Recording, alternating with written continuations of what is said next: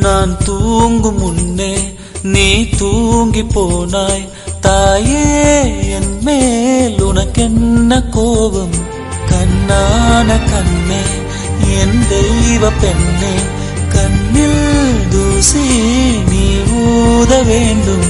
ஐயோ ஏன் இந்த சாபம் எல்லாம் என்றோ நான் செய்த பாவம்.